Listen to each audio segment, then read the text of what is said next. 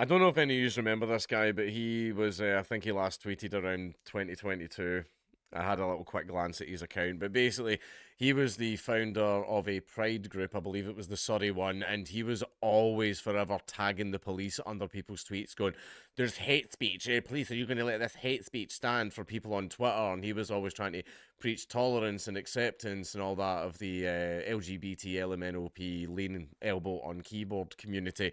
Well, it turns out he's been found guilty of raping a boy that was 12. They met on Grinder.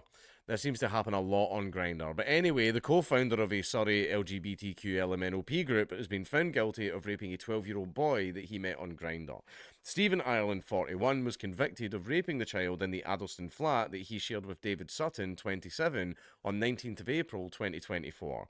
Ireland, who co founded Pride in Surrey in 2018, was also found guilty of 3 counts of causing a child under the age of 13 to engage in sexual activity. 1 count was sexual assault of a child under 13, and 6 counts of making indecent images of children.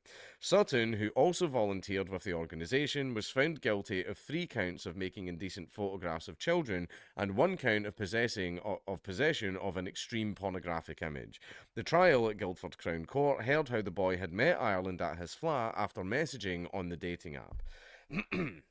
What was a boy that age doing on a dating app? But anyway, I swear to God, man.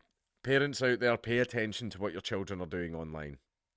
Pay attention to what your children are doing online. Fucking hell.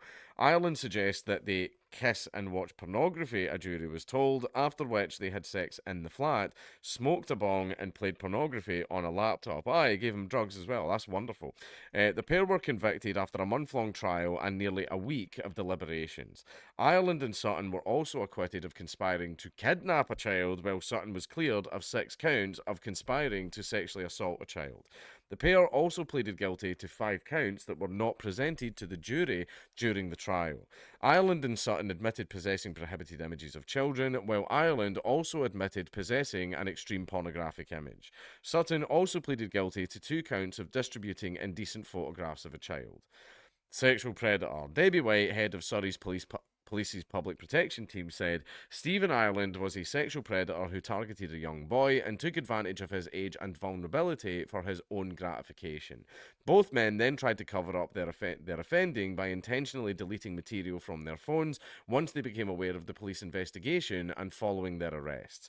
This has been an extremely difficult and complex investigation, and I would like to thank all those involved for their hard work and dedication.